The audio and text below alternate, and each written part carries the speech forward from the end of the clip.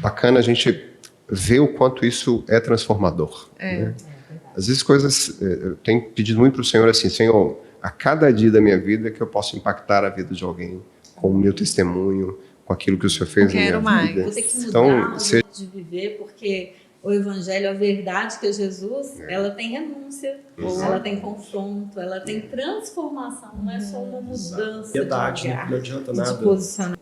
O cara tem um conhecimento da Bíblia e não vive. Né? Mais importante até do que comunicar bem é viver o que se prega. Eu penso assim. Né? É um testemunho. Né? E tem dizer que a gente fala que todo texto fora de contexto vira pretexto. Exatamente. É um pretexto. É pertinente o que a gente está falando aqui. Exatamente isso.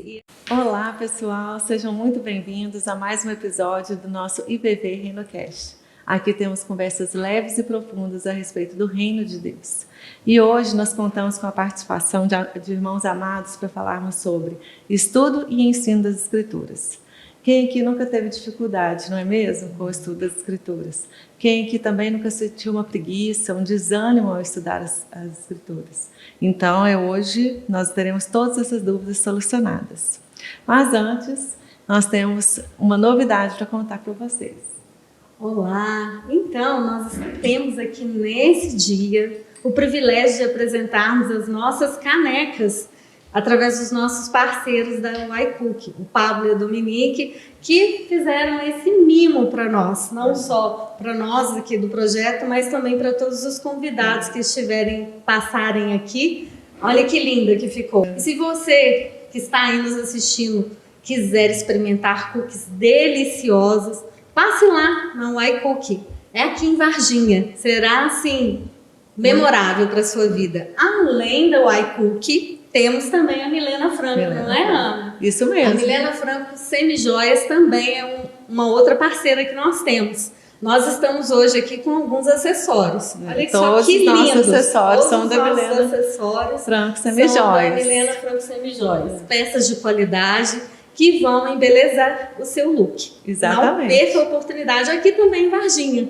Não é, Ana? E nós teremos cupons de desconto com eles. Verdade. De 10% que nós postaremos no nosso Instagram. Então, se os irmãos interessarem, podem acessar o nosso Instagram, IBV RenoCast, e lá vocês terão acesso ao cupom de 10%.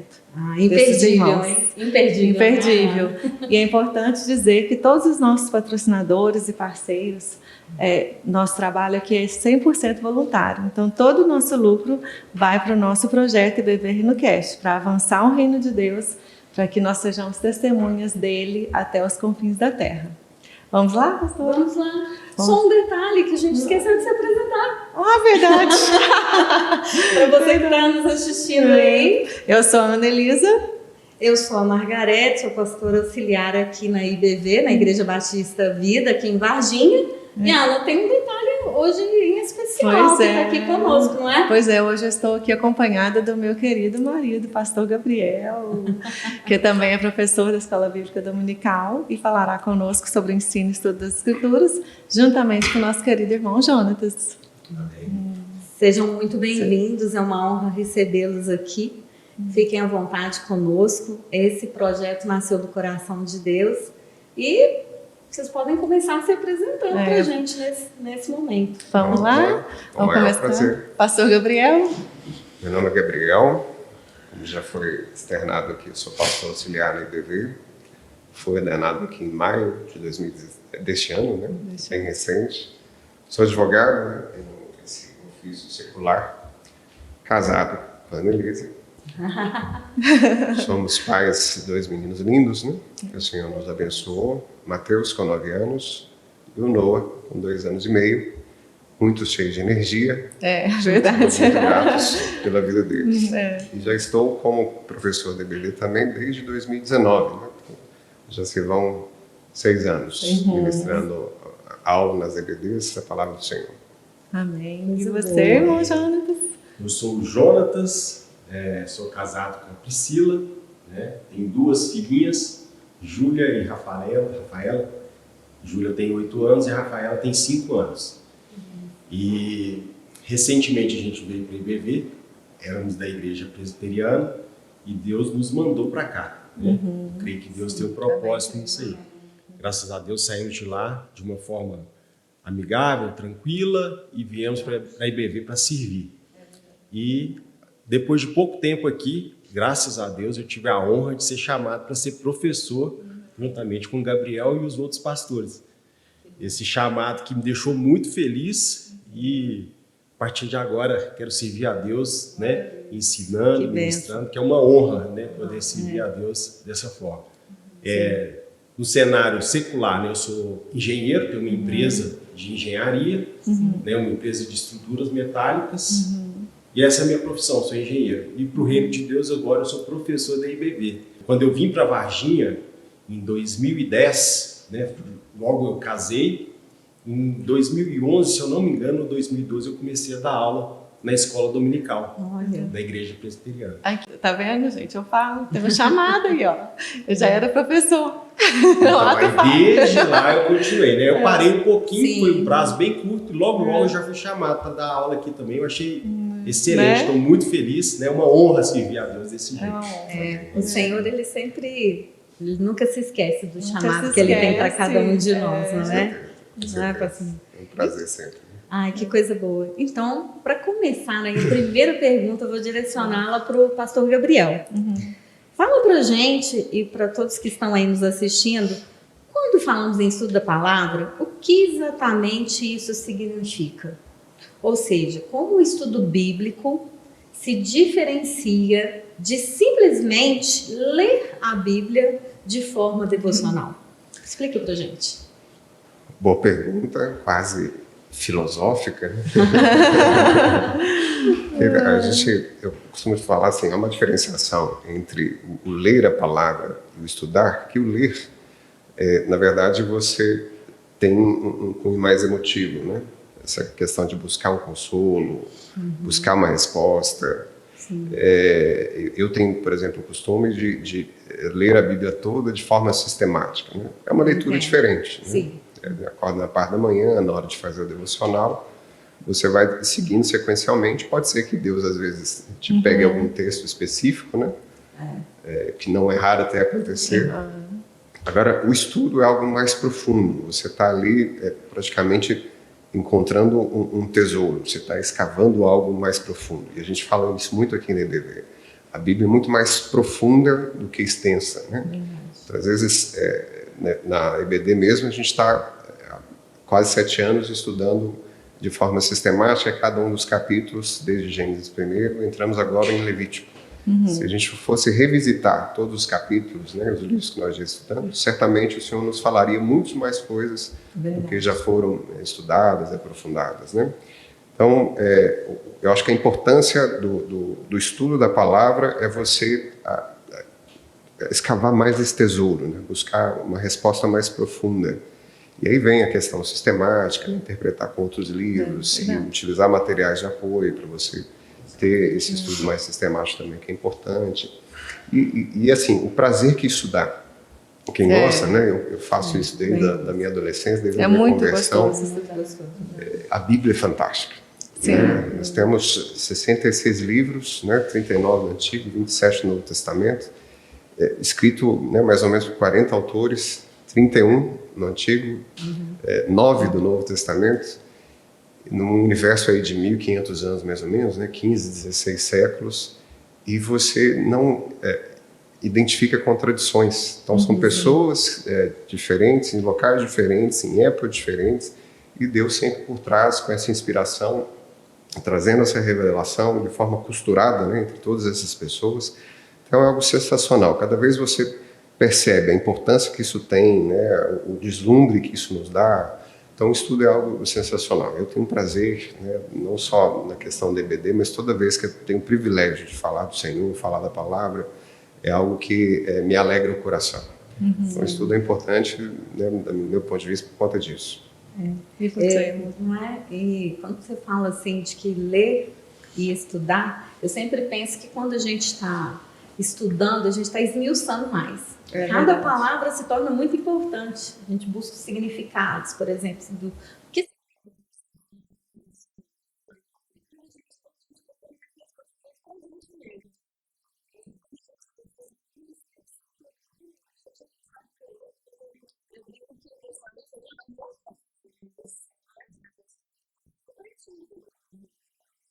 Então, tem a mesma ideia que o Gabriel, né? A devocional é isso. Ela é mais direcionada à nossa comunhão com Deus. A gente lê, buscando ali de Deus consolo, direção, comunhão, né? Que é o objetivo principal dessa devocional, é isso. Agora, quando você estuda a Bíblia, é diferente. Ele falou, você vai mais a fundo, né? Então, a gente diz que é o seguinte, a gente procura conhecer o que o autor que está querendo dizer, a gente procura para quem ele está escrevendo aquilo ali, qual que é o contexto histórico e a aplicação dos nossos dias, porque a Bíblia é atual, ela se aplica antigamente, a hoje, vai aplicar para o pessoal daqui do futuro também, então ela é sempre atual. Então a gente procura fazer essa análise mais completa, investigativa mesmo, tem um caráter investigativo.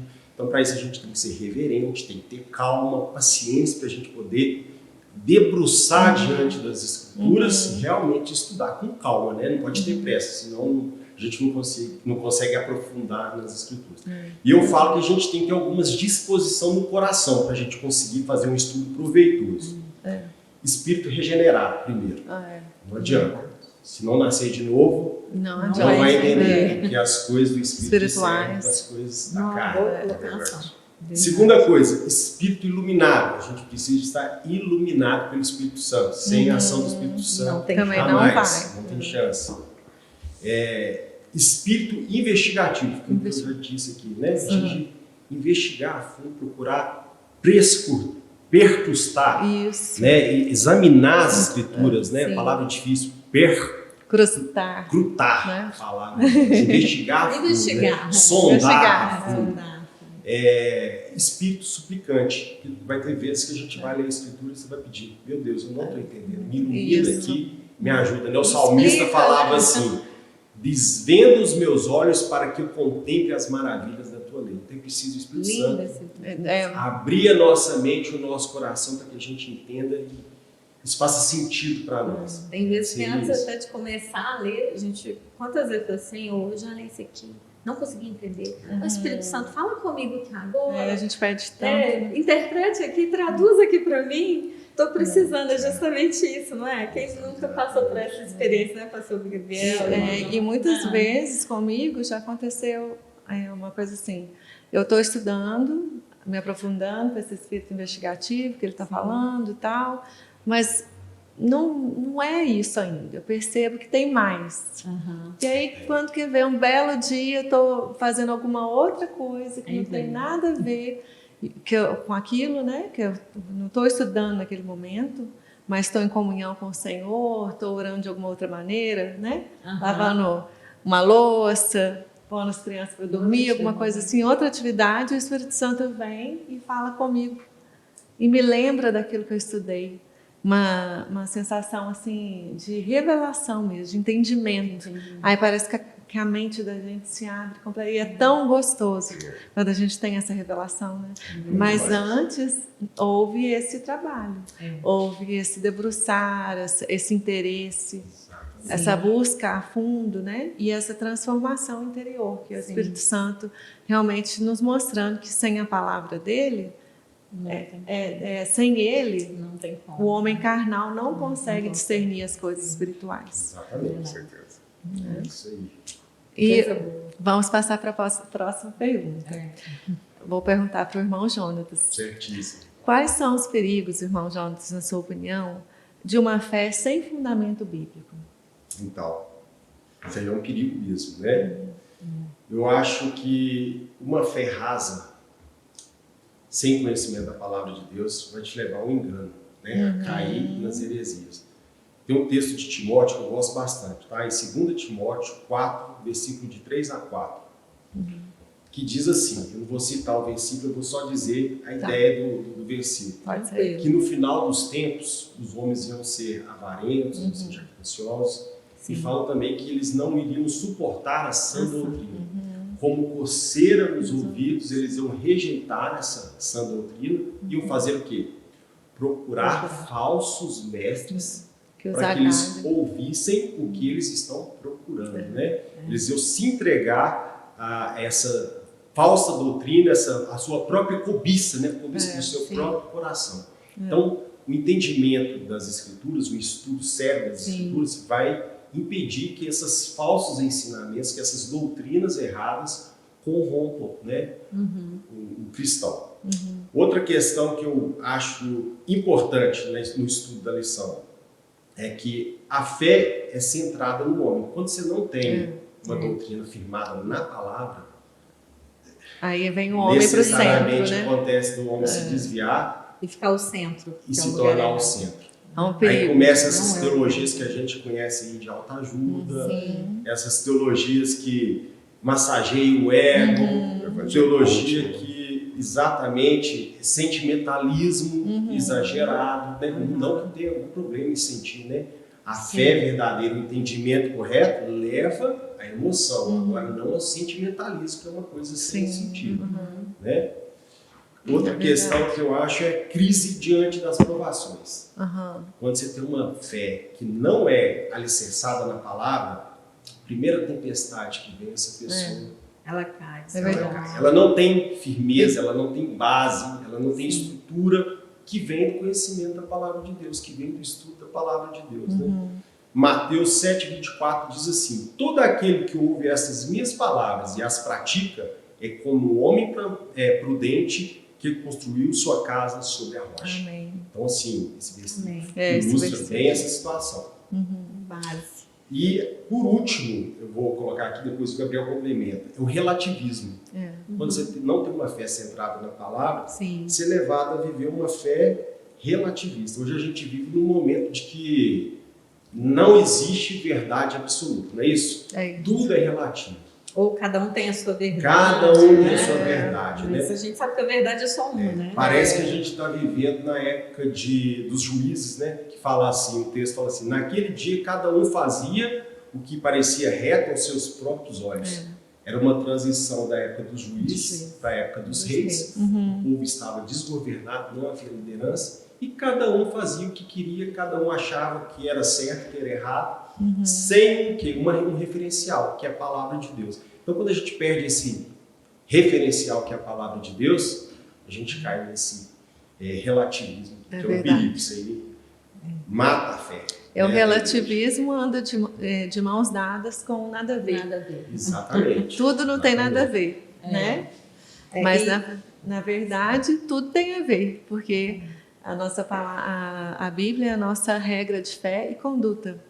E quando a gente tira essa regra, né, sai desse firmamento, igual o Jonatas falou, aí a gente vai para o nada a ver. A gente vai para o relativismo, porque não tem aquela firmeza da palavra. Né?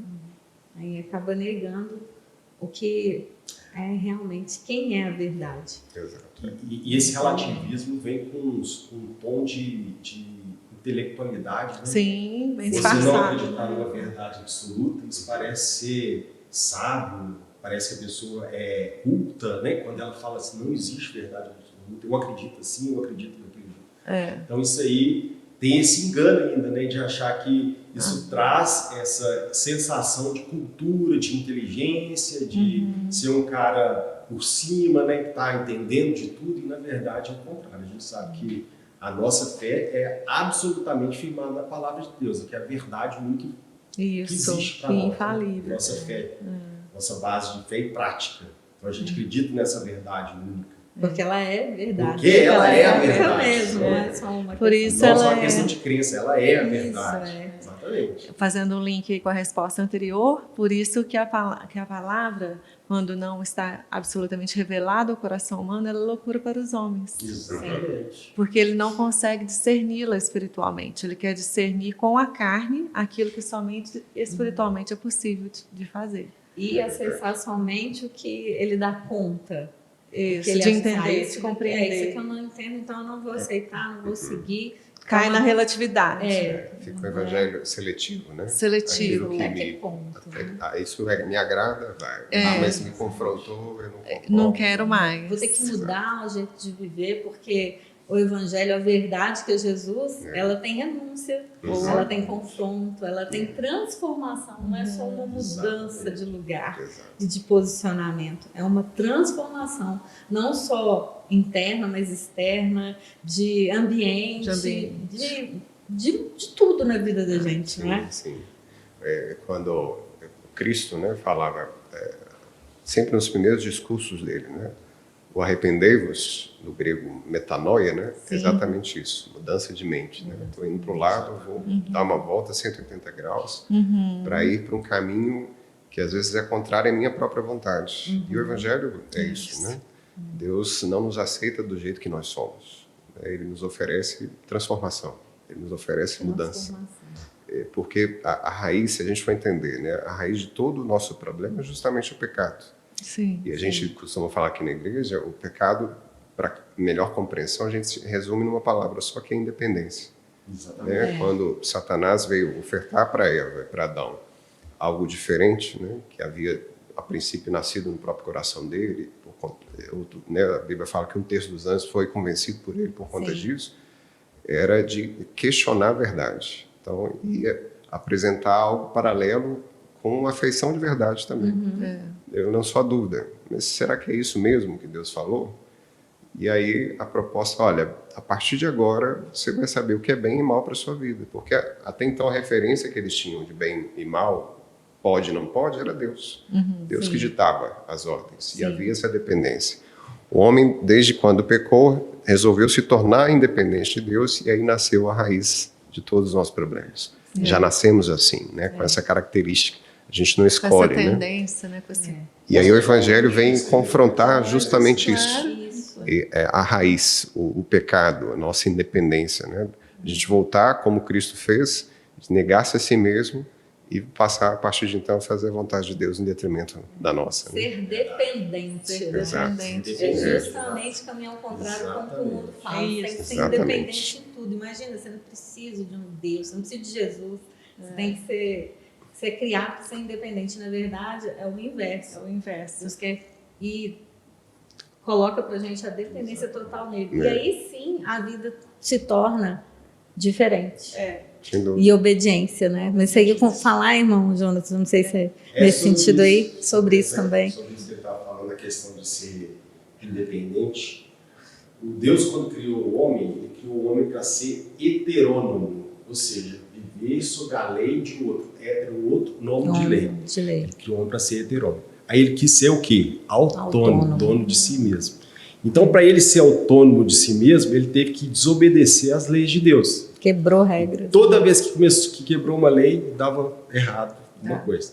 E a gente não é da mesma, não muda, né? A gente desobedece uma lei de Deus, algo ruim vai acontecer.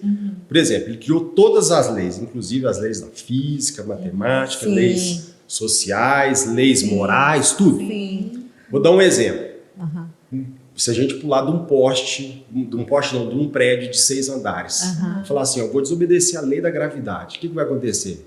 Vai cair lá embaixo, vai esborrachar. Você vê? Na lei física, a lei natural de Deus. Agora vamos falar de uma lei civil, por exemplo, casamento.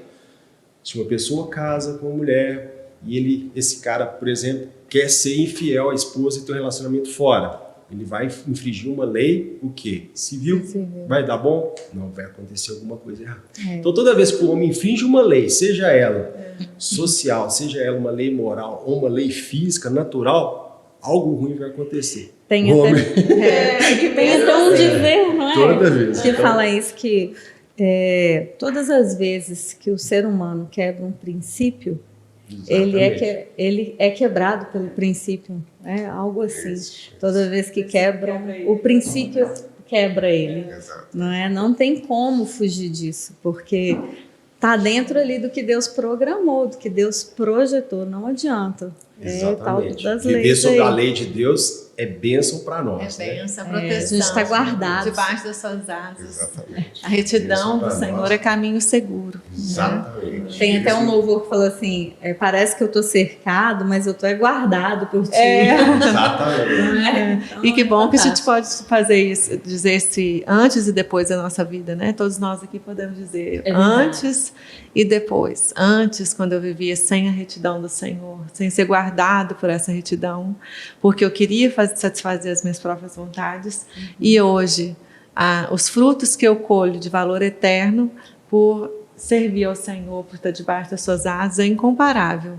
E só vivendo para a pessoa saber. Sim. A gente testemunha, mas é importante que a pessoa saiba. Agora vamos ouvir o pastor Gabriel a respeito dessa pergunta. Quais são os perigos? Jonatas já resumiu bem.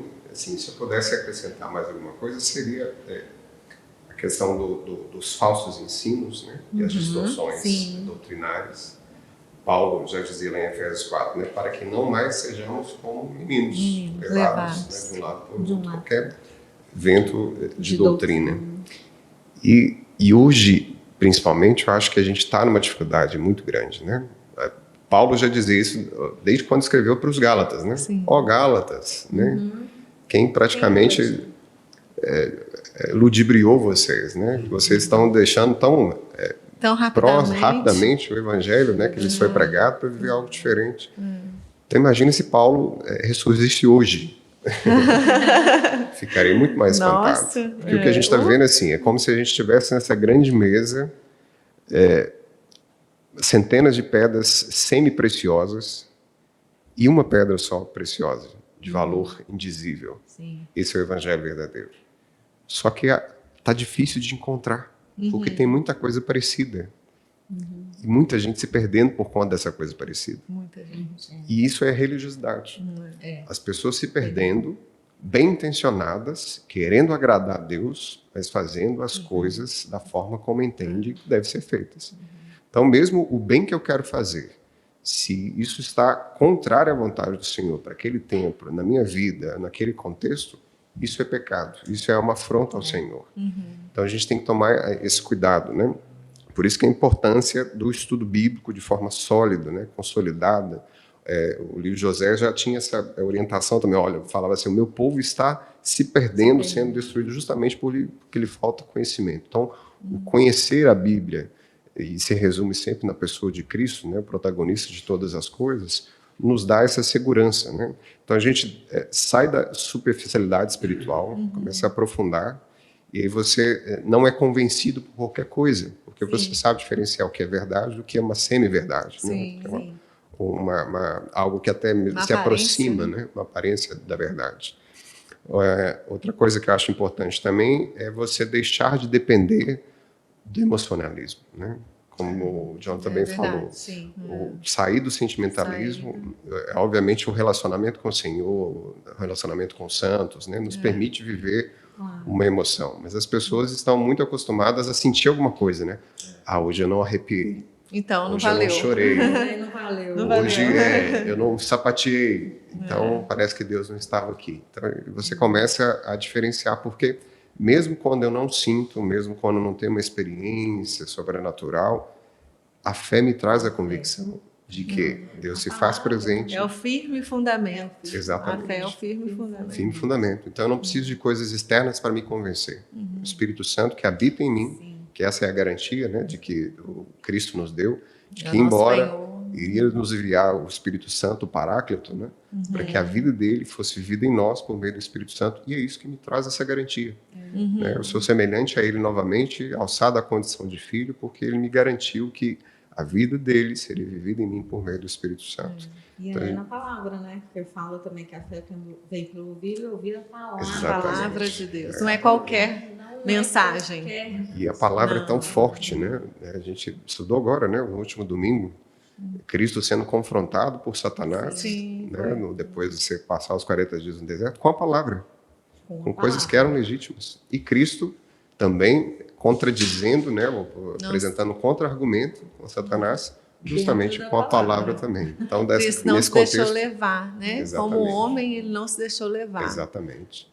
Então, é extremamente importante, né? A gente tem que se incentivar, né? Estudar a palavra por conta disso. Palavra. Conhecer Porque às a vezes palavra. também tem algo que eu não, eu tenho que conhecer isso, aquilo, outro, para eu poder saber a verdade. Não, estude a palavra. Estude a palavra. Essa é uma dica para a gente dar, pessoal. É uma dica. Estude a palavra de Deus. A Bíblia Sagrada, porque com ela, com certeza você vai ter o discernimento do que, opa, isso está contra a palavra. Exato. Isso. Então, isso já facilita a vida.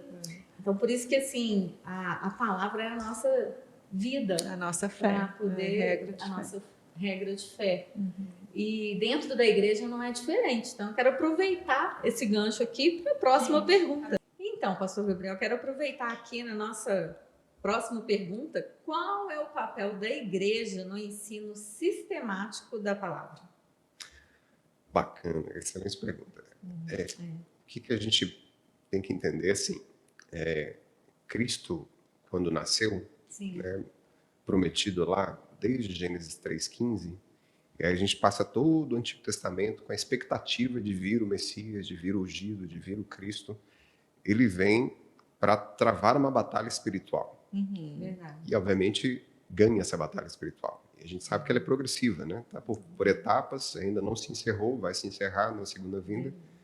Mas aí, no momento final, em que ele ressuscita, passa os 40 dias com os discípulos, que ele vai voltar de forma definitiva para se sentar à destra do Pai, ele termina com Mateus 28 dizendo: toda autoridade me foi dada nos céus e na terra, portanto, ide, fazer discípulos. De todas. E aí tem duas formas de fazer discípulos que são essenciais e se complementam, né? Não tem como a gente fazer discípulos dispensando uma da outra. Batizando-os em nome do Pai, do Filho e do Espírito Santo, e a segunda, tão importante quanto, ensinando-os a guardar todas as coisas que vos tenho ordenado, com a promessa de que Ele estaria conosco todos os dias até a consumação dos séculos. Então a Bíblia é sensacional. Ele nos dá como última orientação que nós temos que fazer discípulos e nós somos responsáveis, enquanto igreja, enquanto corpo, por discipular essas pessoas. Então nós vamos multiplicar a vida de Cristo aqui, essa é a nossa incumbência, esse é o nosso propósito, seja de forma sanguínea, né, gerando filhos, né, em razão de um casamento, mas filhos espirituais para Ele também, e nesse contexto, ensinando-os a guardar todas as coisas que Jesus ordenou. Então essa é a incumbência da igreja, né? Uma das, mas certamente uma das mais importantes. Com certeza. É o id que na tradução, né? Que sou da área aí de tradução, que seria indo, né? E não id, Exato, né? no gerúndio, né? O gerúndio é Continua, uma né? continuidade sem terminar. Então, Glória a Deus. nós fomos chamados, né, irmão Jonas? Exatamente. Vou complementar Isso. o que o Gabriel falou, algumas coisas que a igreja tem que fazer, como aquela que ensina a palavra de Deus, né? Ela tem que ser, na minha opinião, a guardiã verdadeira da sã doutrina. Ela é responsável por ensinar aos membros, né, a comunidade, a sã doutrina. Então ela deve prezar pela escritura tal qual ela é. Isso. Né? Ser fiel às escrituras. Então ela preza, ela é a guardiã de transmitir a sã doutrina, né, com fidelidade. Esse é um ponto. Outro ponto é promover o crescimento espiritual e a maturidade. Né? Eu vou citar aqui um versículo, da parte dele, na verdade, que está em Efésios 4,14. Para que não sejam meninos levados por todo vento de doutrina. Então a igreja tem essa responsabilidade de ensinar os seus membros para que eles não sejam enganados. Né? Logicamente, a gente está falando de estudo. Nós temos a nossa responsabilidade, né? Com certeza. Falar para nós que devemos desenvolver a nossa salvação com temor e temor. Então a gente tem a responsabilidade, mas a igreja também tem essa responsabilidade de ensinar com fidelidade para que a comunidade, a igreja, não caia em ventos de doutrina, né? E seja enganada. Então, uma igreja sadia, ela preza pela pregação da sã doutrina. É verdade. E o último ponto que o Gabriel citou é formar realmente os discípulos de Jesus, né?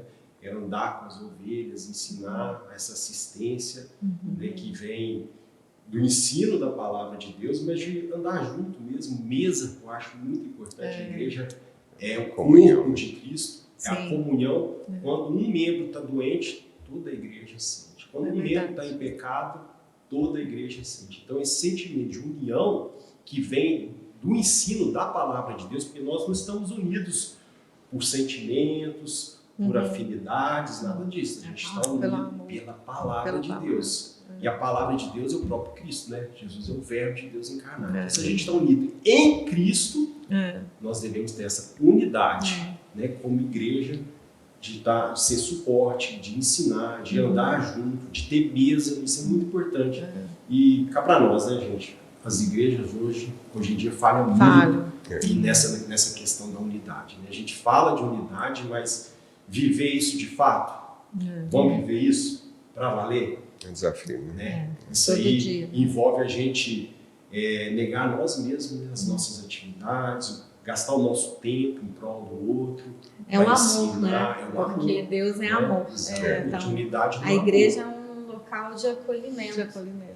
É um local de cura, de exortação também, de disciplina, porque a palavra nos diz que o Senhor disciplina quem ama. Aquele que ama. Exato. E tem amor. Então, se não... tudo tem um amor. Tudo é feito com amor, né? É. Sem amor a gente não pode fazer nada. Não, Base de todas as coisas. Né? E o pastor Márcio sempre costuma dizer isso aqui.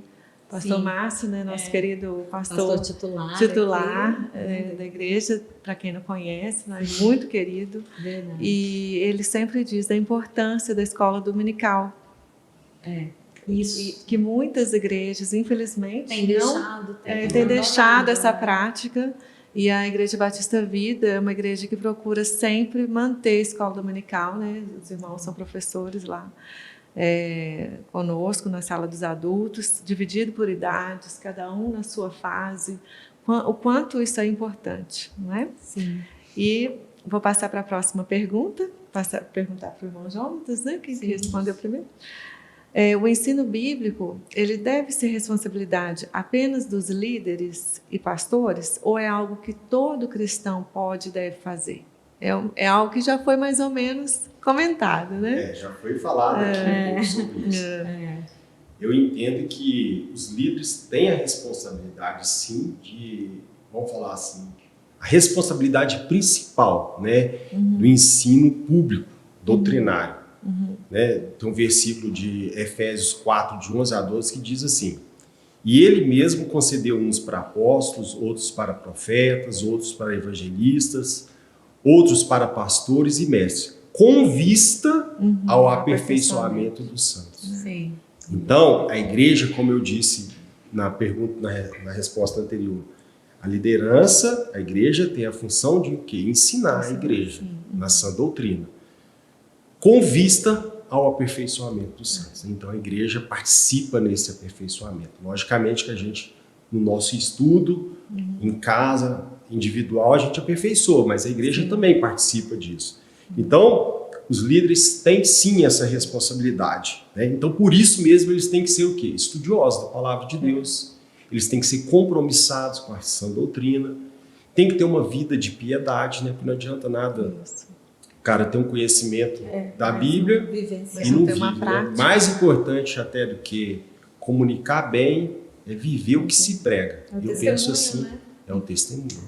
Então, agora falando do cristão, né, que não está direcionado, não está ligado à liderança em si. Sim. Esse tem a obrigação também de pregar a palavra, né?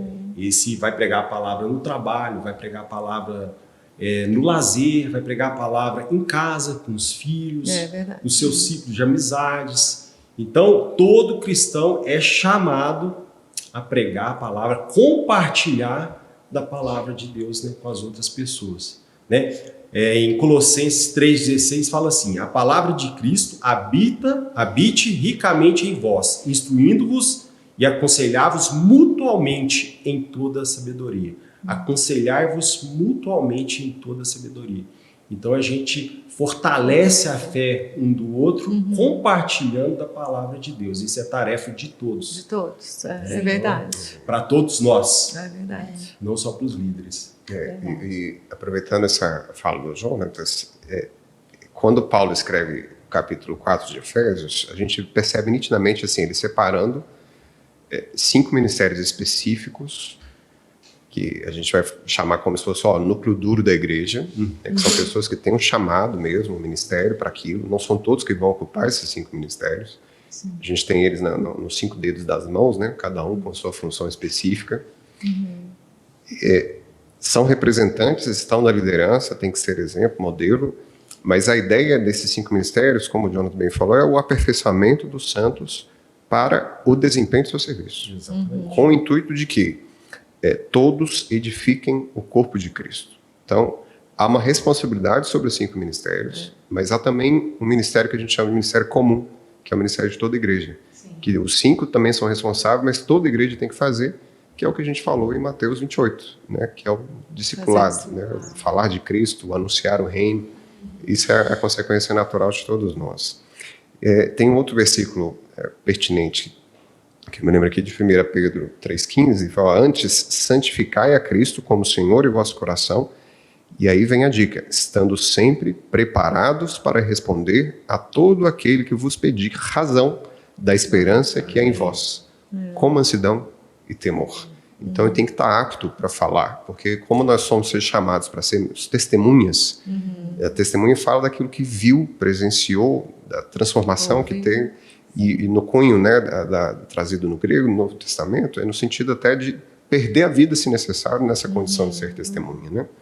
Então, é uma condição natural, né? A liderança tem a sua importância, mas não é só a liderança que tem que levar o ensino, né? Toda a igreja. E aqui dirá os pais, né? A gente já tem o texto clássico aí de Deuteronômio 6, no sentido de que os pais deveriam inculcar na cabeça dos filhos, né? Do verbo até parece que está abrindo a cabeça para colocar a mesma palavra lá.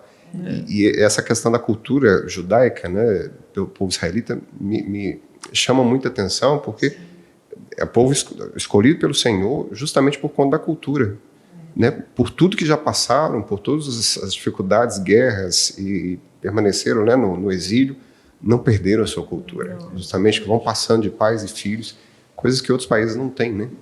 Que é uma coisa que a igreja tem que voltar, né? Desde pequeno a gente ensinar os nossos filhos com base na palavra, que é o que vai fazer com que eles permaneçam, né, no caminho. Amém. Um legado, né? Exatamente. Faz toda a diferença, né? Faz toda a diferença. E aí, prosseguindo, a próxima pergunta nos fala assim: que características um bom professor ou líder de estudo bíblico deve ter, hein? Quais são aí, hein? Quais são as credenciais para ser um bom? Vou tirar para o ímpar, não. Olha, a primeira coisa que eu acho que é essencial, a característica de toda pessoa que vai ensinar, é a dependência do Espírito Santo, né? Quando João escreve 14:26, mas o Consolador, o Espírito Santo, a quem o Pai enviará em meu nome, esse vos ensinará todas as coisas e vos fará lembrar de tudo o que vos tenho dito. Então, as coisas mínimas, né, no dia a dia, seja no compartilhar um texto, eu tenho que sempre pedir essa orientação do Espírito Santo, essa iluminação. E é bacana a gente ver o quanto isso é transformador. Né? Às vezes eu tenho pedido muito para o Senhor assim: Senhor, a cada dia da minha vida que eu possa impactar a vida de alguém com o meu testemunho, com aquilo que o Senhor fez na minha vida. Então, seja no supermercado, seja passando pela rua, o abençoar alguém, trazer uma palavra de conforto, se for necessário, abençoar a vida dessa pessoa, até financeiramente, né? Para que essa pessoa, de fato, seja impactada pelo Evangelho. Olha, existe ainda um povo remanescente que vive intensamente essa palavra, que vive intensamente esse Evangelho. Então, eu acho que a primeira coisa que a gente tem que ter na nossa vida é a dependência do Espírito Santo. Ser exemplo de vida, né? A gente tentar não ter só um discurso bonito, mas viver intensamente, um testemunho de vida para impactar a vida das pessoas que nos cercam. E essa disposição de ouvir e admitir, às vezes, quando está errado, né? A gente não é dono de toda a verdade, né?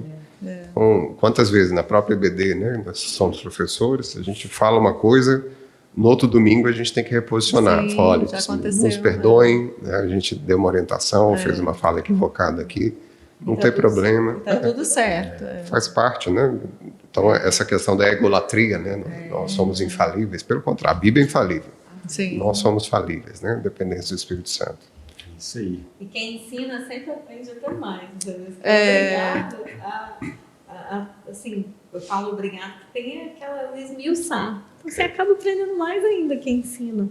É fantástico isso. Sim. E quando isso vira uma realidade, muitas vezes o testemunho, igual vocês falaram, às vezes não é o tanto falar, mas assim, não, realmente tem um testemunho. Às vezes nem falou, a pessoa não ouviu, mas sabe que pelas atitudes, sabe-se que é uma pessoa que passou por essa metanoia, essa mudança de mente, de atitude, de posicionamento.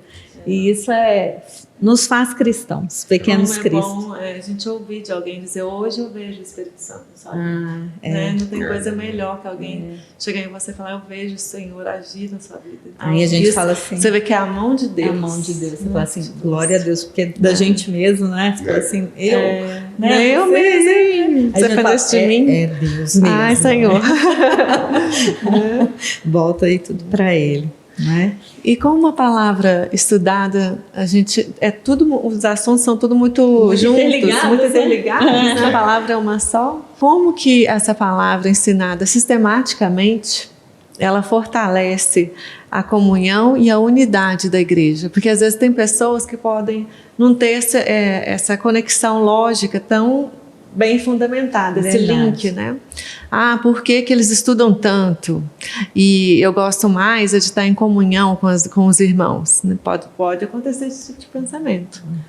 Como que vocês acham que esse estudo sistemático impacta na vida da igreja? Fortalece corretamente a comunhão? Quem quer responder primeiro? Para o ímpar. Para o ímpar, hein? Para o ímpar. Eu acho que eu já até falei um pouco a respeito disso, né? Que a comunhão nossa enquanto igreja, corpo de Cristo, não é nas similaridades, não são nas afinidades, não são nada disso, né? No que o outro tem para oferecer. A nossa unidade tem que estar em Cristo. Por isso que é importante todo mundo estudar a mesma verdade, estar alicerçado da mesma verdade que é a palavra, que essa verdade ela é suficiente para trazer essa unidade. É verdade. Então, quando a igreja ensina a palavra, ensina os seus membros, né, na palavra, é uma igreja cristocêntrica, essa unidade ela tem que vir de forma natural, né? Pelo ensino da palavra, porque a palavra é poderosa, ela que traz essa unidade. Ela traz vida. Exato, traz vida para a igreja. Então, quanto mais próximo de Deus através da palavra, quanto mais buscando de Deus em estudo da palavra, mais unidade a igreja vai ter. O irmão vai deixar de olhar o defeito do outro, vai deixar de criticar. Por quê? A unidade está em Cristo, né? A gente olha para Cristo e não para essas coisas secundárias, a gente quer olhar para Cristo. Então, a centralidade na palavra necessariamente traz essa unidade. Por que as igrejas então não têm essa união? Que falta palavra, infelizmente. Não estou culpando liderança, estou falando cada um de forma individual buscar a palavra de Deus. Se todo mundo estivesse buscando a palavra de Deus, estudando, com vontade, com profundidade, com certeza muitos problemas nas igrejas não existiriam, né? Pela unidade que Cristo traz através da palavra dele. É verdade. Eu penso assim. Então, a unidade vem daí, na minha opinião, da palavra mesmo, do estudo da palavra de Deus. De que forma o estudo das Escrituras transforma o caráter, já falaram um pouco, né? E o comportamento do cristão.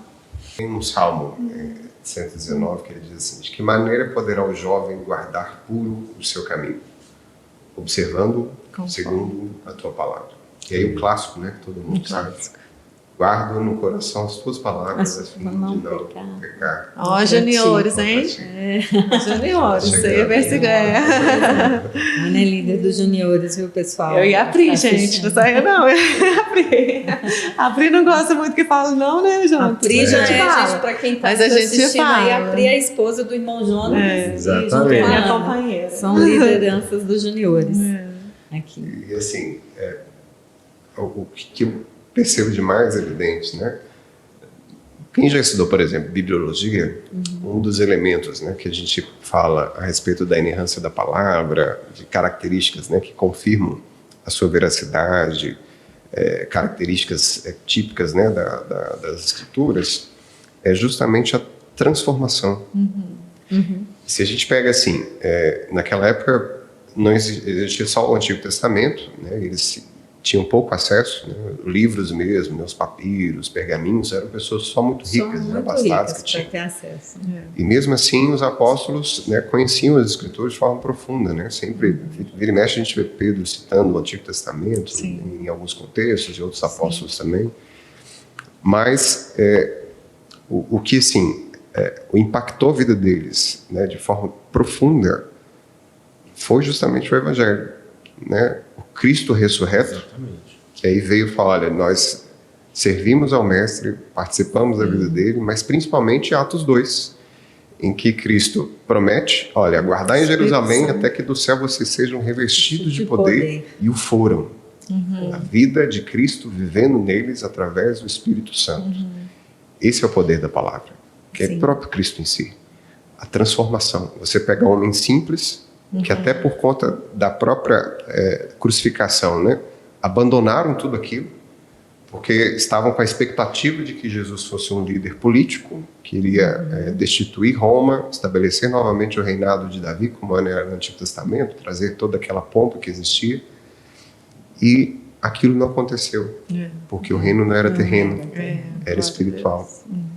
E aí eles abandonam, já tinham abandonado a sua vida, né? Deixaram o trabalho para seguir o Mestre, foram decepcionados com a morte e a crucificação. Sim. Mesmo tendo contato com Jesus, né? Alguns ainda voltaram aos seus velhos afazeres, né?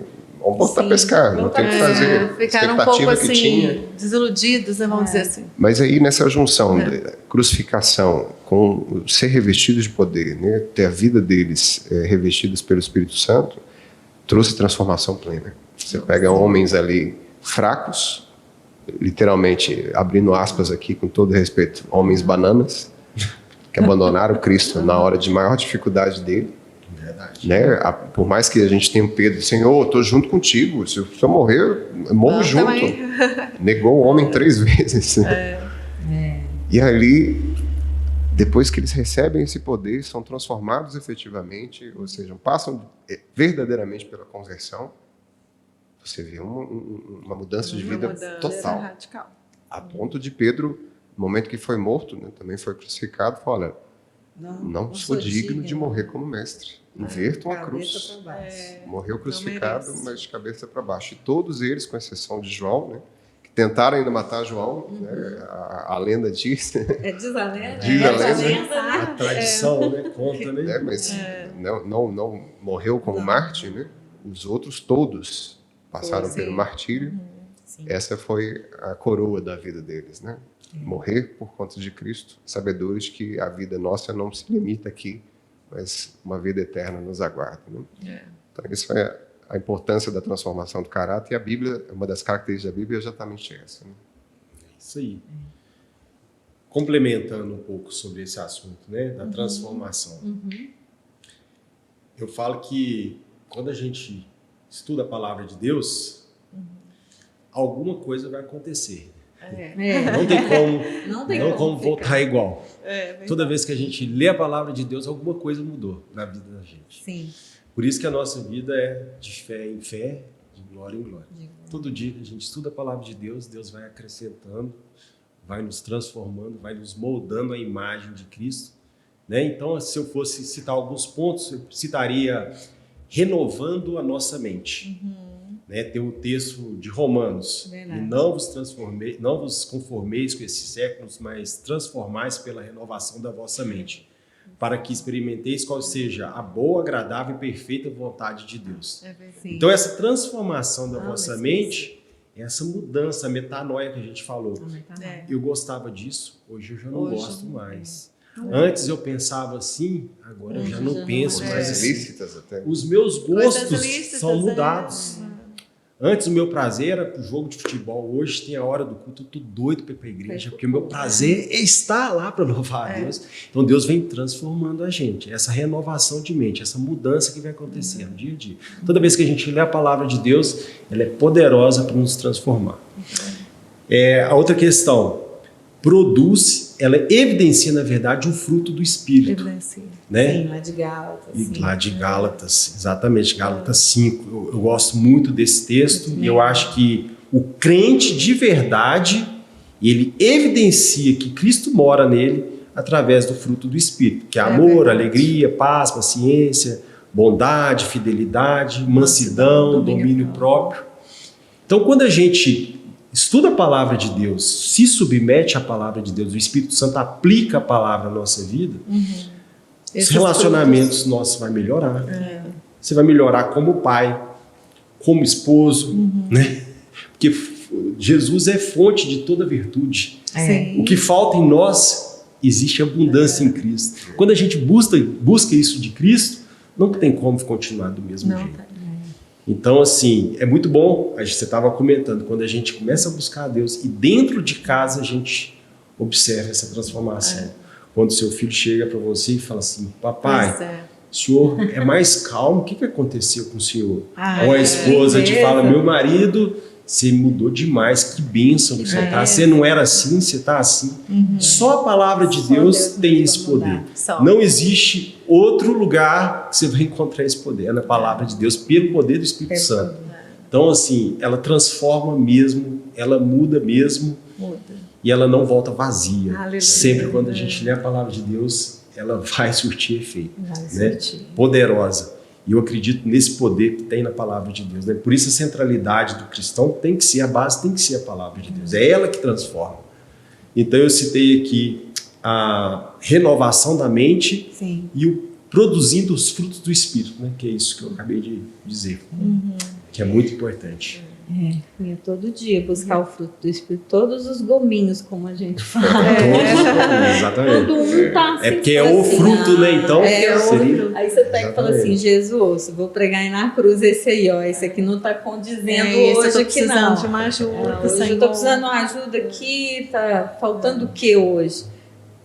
Deixa lá na cruz, eu costumo falar isso. Deixa lá, porque lá na cruz tudo se resolveu. Né? Existe um entendimento que fala que quando a gente estuda muito a palavra, a gente esfria na fé. Vocês já ouviram isso? Já ouvi. Mas isso daí a gente é uma mentira, né? É uma mentira que eu gosto de ver. Tem até o versículo que fala, né? A letra mata, mas o Espírito vivifica. Não mexe com esse negócio de estudar muito a Bíblia, não, que isso vai esfriar você na fé. Nossa, que mentira. É uma besteira do mundo. É outra coisa sem o Espírito Santo. Exatamente. É outra coisa. Porque há muitas pessoas que conhecem a palavra, conhecem a Bíblia, poderia citar pessoas famosas que já leram a Bíblia, mas se não tem o Espírito Santo, que é o nosso direcionador. É o primeiro item, né, que vocês falaram. É o primeiro item. Aí, o Espírito renovado, o pressuposto para poder. O versículo ele é real, ele está na Bíblia. Exatamente. Senão a gente vai estar falando que o versículo está errado. Mas não essa mentira tira o versículo do contexto. Exatamente. Tira do contexto, né? E tem um dizer que a gente fala que todo texto fora de contexto vira pretexto. Exatamente. É um pretexto. É pertinente o que a gente está falando aqui. Exatamente isso. E esse versículo, ele é um puxão de orelha. Ele é um puxão de orelha. Mas uma exortação de Deus assim, olha, não adianta só ler a palavra. Não adianta. Precisa do Espírito Santo, porque ele foi deixado aqui para ser o nosso quê? Direcionador, orientador, consolador, amigo do peito, aquele que vai ali, ó, para todas as horas. De todas as horas, né? E é interessante, maravilhoso isso. Paulo, por exemplo, quando vai falar desse texto, ele não está falando da letra comum, né? Ele está falando da lei mosaica. Sim. O que ele está falando? A lei mosaica, ela vai mostrar o quão Deus é perfeito e o quão o homem é pecador. Só que ele não mostra a redenção. Ela vai só acusar e vai realmente punir, ela vai condenar. Então ela mata mesmo nesse sentido. Mas na nova aliança, pelo poder do Espírito Santo, a gente não é mais condenado pela lei, porque Cristo morreu por nós. Olha a beleza do Evangelho. Isso é maravilhoso. A lei de Deus te mostra o quão imperfeito você é. Mas você precisa se lavar. Ela te mostra como um espelho quem você é. Exatamente. Mas você não se lava na lei, né? No espelho. Você precisa de águas limpas. E pregação de quarta-feira, né, Annalise? É Jesus. Isso daí é Jesus. Ainda bem que nós temos Jesus, né, gente? Porque, imagina. Bem, a próxima pergunta é o seguinte: quais são os maiores desafios que as pessoas encontram ao tentar estudar a palavra de Deus? E como nós podemos vencer esses desafios, principalmente a preguiça, que é a principal, né? O principal fator é que normalmente as pessoas costumam reclamar, a distração do celular, o sono, vai pegar a Bíblia e dorme, né? Quantas vezes já aconteceu comigo? Quantas vezes? Muitas vezes a gente deixa também para ler ou estudar num horário que a gente já está cansado, que a gente já colocou toda a nossa energia em outras coisas. Como vencer? Como vencer? Como vencer? Você, Gabriel, pode falar. Estratégias, dicas, pessoal de casa Vai que lá, tem dificuldade. Eu acho que, assim, grande Boa, parte do que a gente poderia responder essa pergunta é uma questão de prioridades, né? É uma coisa que a EBD nos trouxe de forma muito forte, né? Quem pegou isso e colocou isso em prática tem colhido os frutos disso, que é a questão devocional. Sim, Você, às vezes, se forçar a carne, acordar um pouco mais cedo para ter o seu momento sozinho com o Senhor. Mas por quê? E aí está a grande dificuldade da do nosso povo atual, né? A gente não sabe mais ficar em silêncio. Se a gente for fazer um teste, né? Agora, vamos ficar 1 minuto em silêncio. Seria uma catástrofe, né? A nossa live, o nosso podcast aqui. As pessoas iam mudar de canal, iam fazer outra coisa.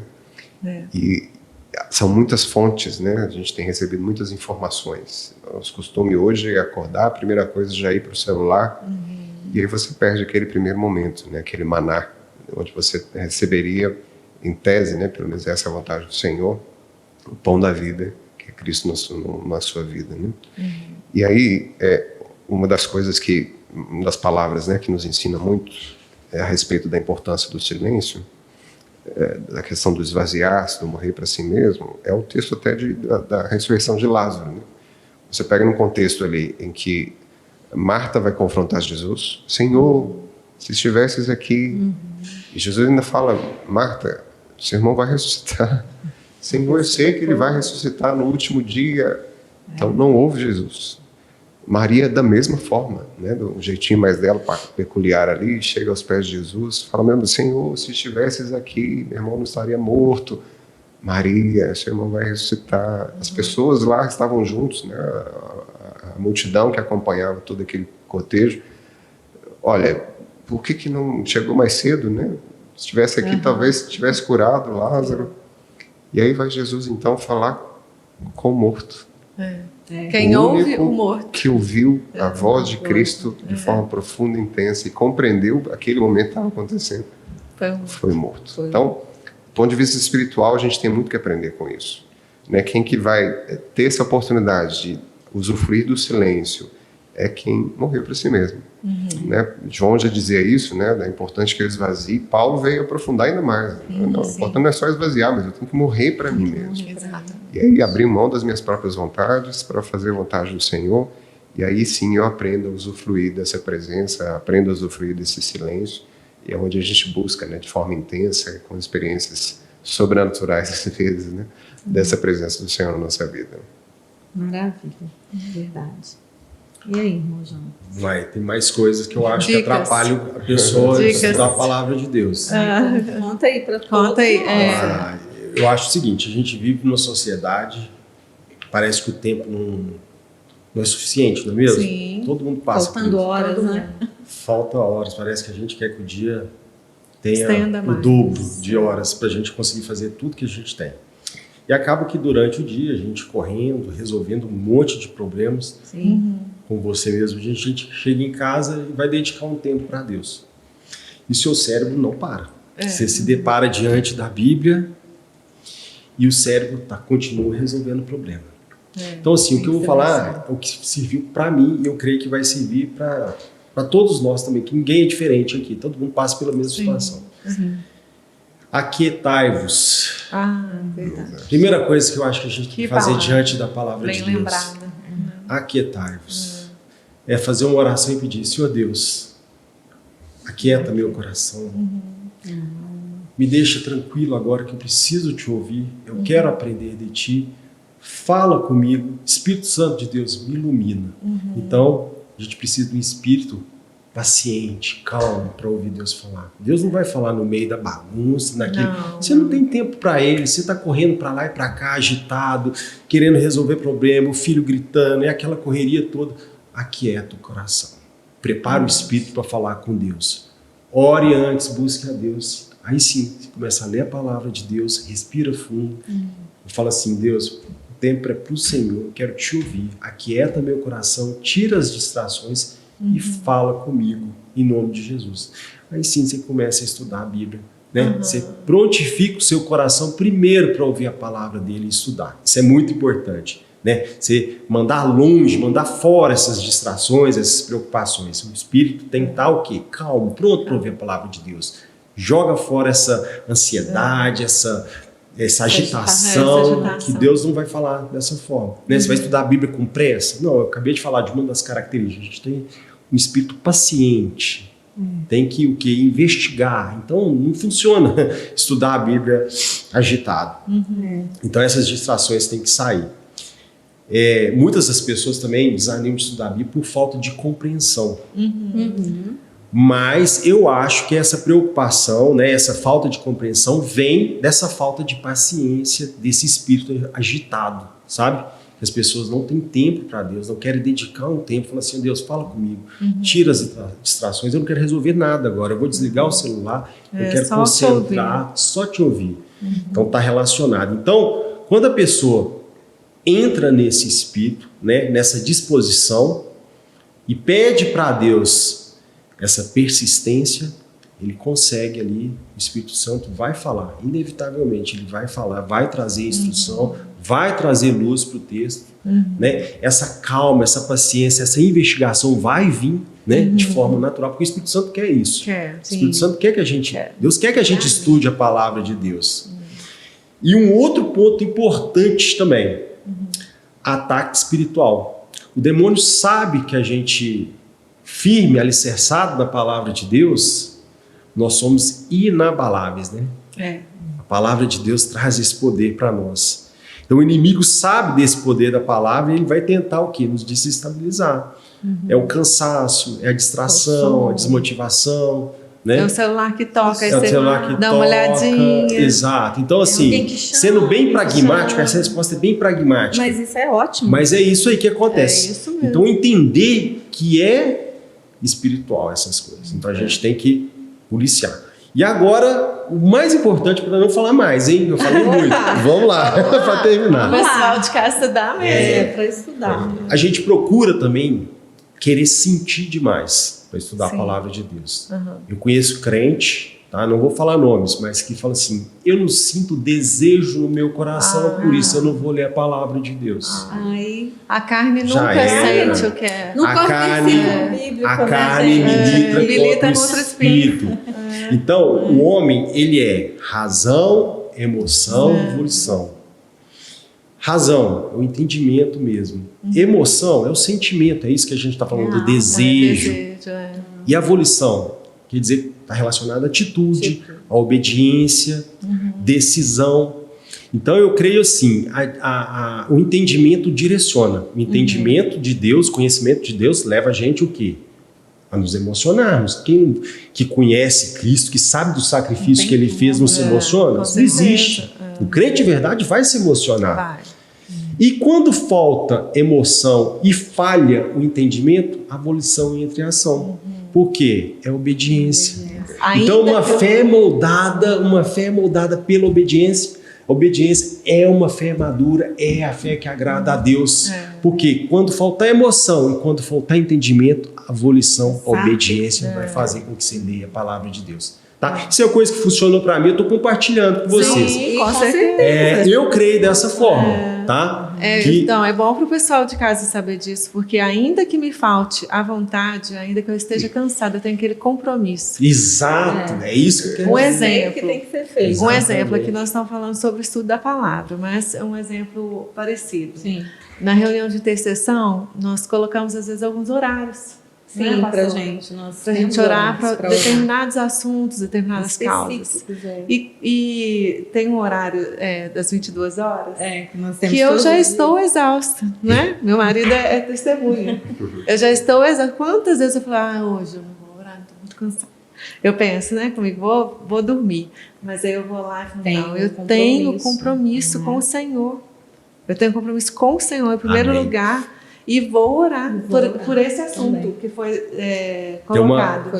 Tem uma frase famosa do pastor Augusto Nicodemos, ele fala assim, uma fé que agrada a Deus, uma fé madura, é aquela que você ora, fala com Deus, parece que não tem ninguém lá em cima escutando. Mas você continua. Você ora pedindo bênção e só vem pancada, só vem pedrada, você continua firme, sabendo quem Deus é. Quem Deus é. Se não ora pelas bênçãos, mas você ora Não. pelo autor das bênçãos, né? Sabendo quem é Deus. Então essa é uma fé o quê? Obediente. Né? Jesus manda a gente orar. Orai-vos. Se o próprio Jesus orou, ensinou a gente a orar. Quem somos nós? Vamos obedecer. Isso Faz mesmo. parte. Isso aí. Separava o tempinho lá. Eu vejo o meu marido, por exemplo, também em casa. Ele acorda Olha, cedinho pastor antes do EBD.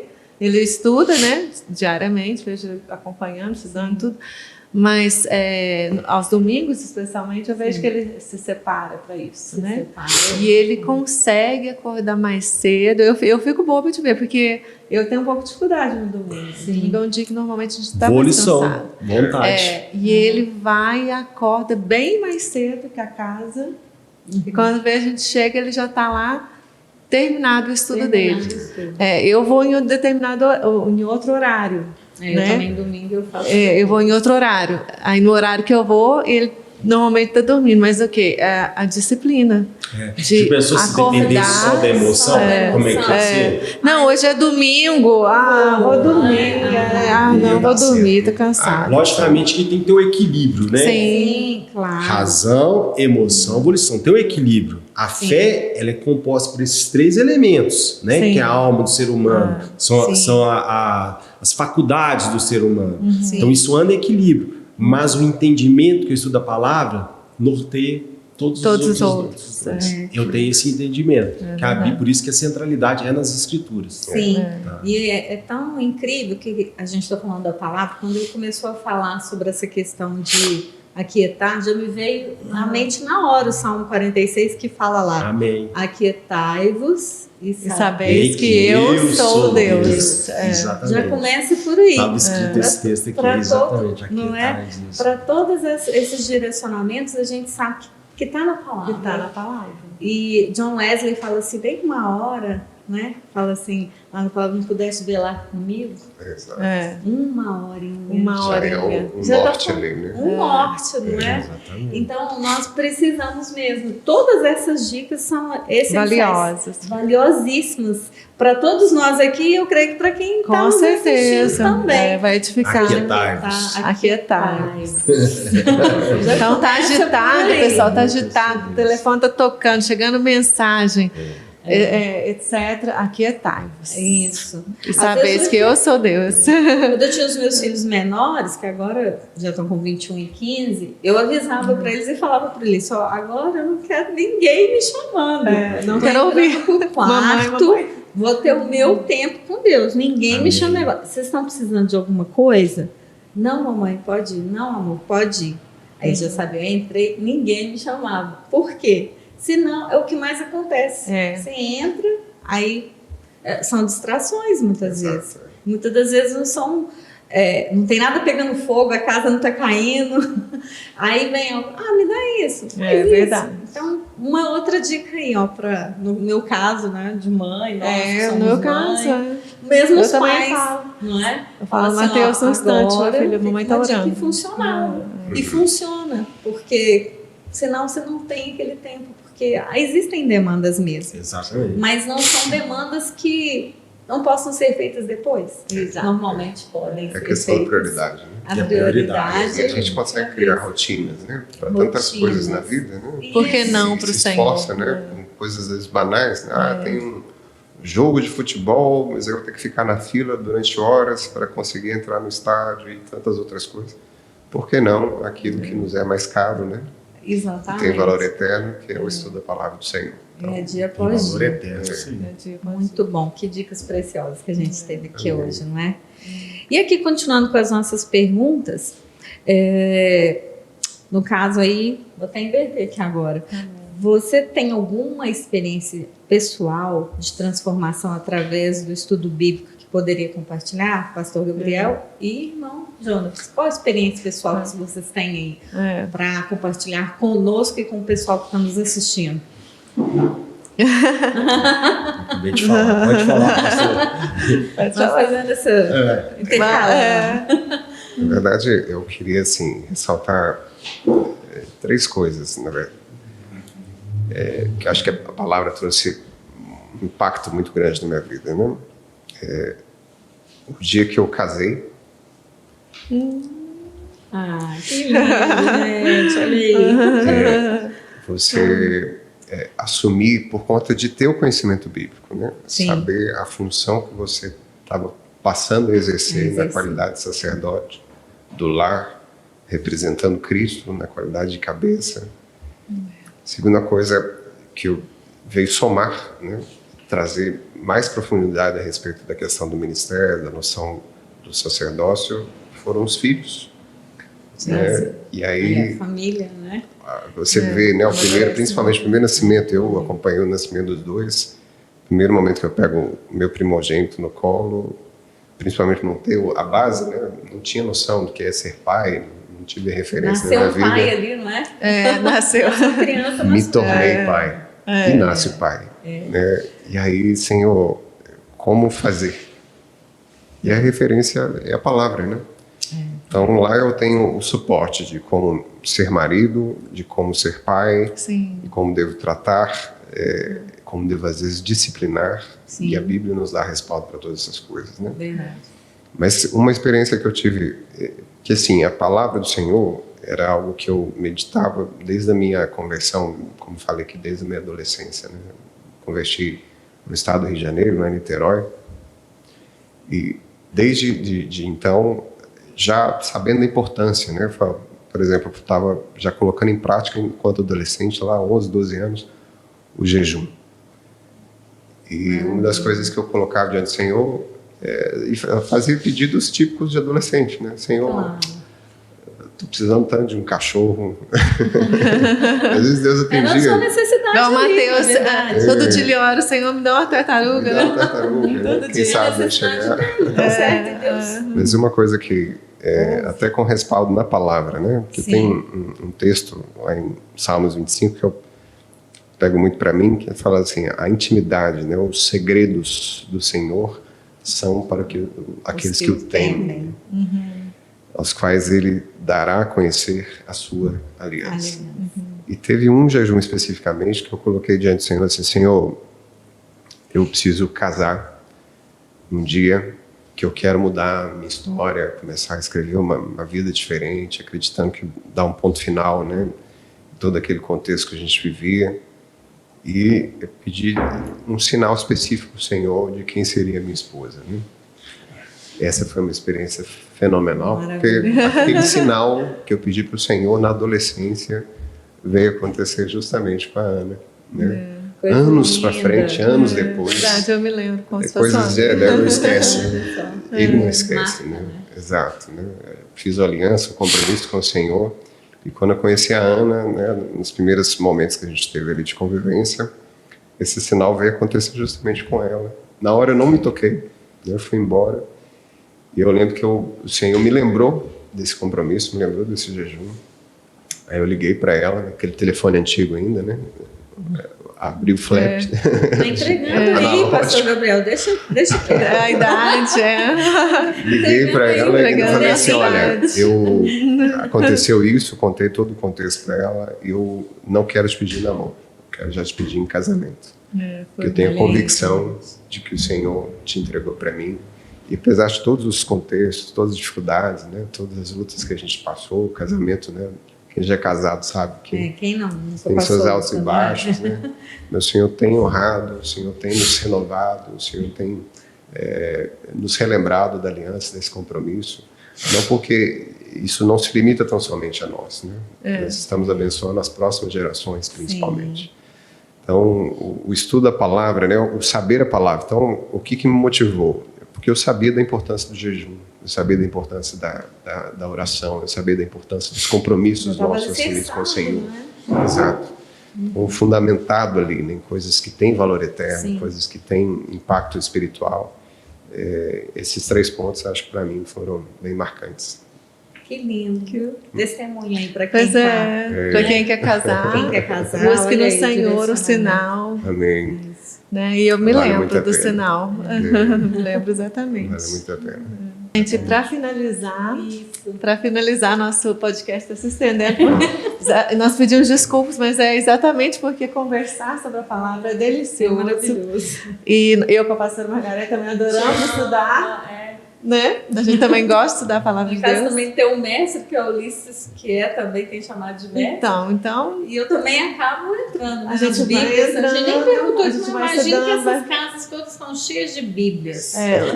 nós temos Bíblias de todos os, De vez em quando, os tipos, todas as versões. estudos e tudo, Não é? não é? Mas isso é maravilhoso. Mas então, para finalizar, qual o melhor versículo que resume para vocês a importância do estudo e do ensino da palavra de Deus? Se vocês pudessem citar apenas um, só vale um. Olha só, colocou Difícil. na saia justa, hein? Difícil. E foi interessante que a hora que eu cheguei aqui, eu fui conversar com o Gabriel e o versículo que ele escolheu foi o mesmo que eu escolhi. Aí ele falou o seguinte, só que eu tenho outro. Eu falei, então você fica com esse outro, deixa eu falar. Gente, muito longe de coincidência. Esse versículo realmente é poderoso. Ele fala tudo que a gente precisa a respeito da palavra de Deus, né? É um versículo famoso, né? Que a gente conhece muito bem. 2 Timóteo 3, 14 a 17. Que eu sei até de cor. Tu, porém, permanece naquilo que aprendeste e que foste inteirado, sabendo de quem aprendeste, e que desde a infância sabe as sagradas letras, que podem tornar-te sábio para a salvação pela fé em Cristo Jesus. Toda a Escritura é inspirada por Deus, útil para o ensino, para a repreensão, para a correção, para a educação na justiça, a fim de que o homem de Deus seja perfeito e perfeitamente habilitado para toda boa obra. Aleluia. Esse é o Jesus se deve. Esse texto que você pensou também. Eu quero falar só da parte que fala do perfeito. Que esse texto aqui a gente poderia ficar a tarde inteira conversando sobre ele, que ele é rico demais, né? Ele fala da inerrância das Escrituras, que a palavra de Deus é sagrada, fala que ela permanece, pro Timóteo permanecer, né? Então a gente deve firme, permanecer na palavra. Então assim, dá pra gente falar bastante coisa, mas eu quero falar de ser perfeito. Lá em Gênesis 17:1, Deus chega para Abraão e fala assim, anda comigo e ser perfeito. Né? O que significa a palavra perfeito? Logicamente não é ser perfeito de não pecar, né? O Gabriel já falou sobre isso também. Logicamente, ninguém é perfeito, ninguém vai não pecar, não é verdade? Isso é impossível. Um dia sim, mas por enquanto a gente vai lutar contra o pecado até aquele dia que Jesus voltar. Mas quer dizer ser íntegro, comprometido com Deus. Sim, então é como se Abraão tivesse chegado para Jesus e falasse assim, seja íntegro, comprometido comigo e andar comigo, anda nos meus caminhos, seja fiel, seja obediente. Poderia ser falado dessa forma. Então, ser perfeito diante de Deus é isso. E agora, ser perfeitamente habilitado para toda boa obra. Que obra que é essa? Quais são essas obras? Sim. Essas obras são as obras que Deus preparou para que andássemos nela antes da fundação do mundo.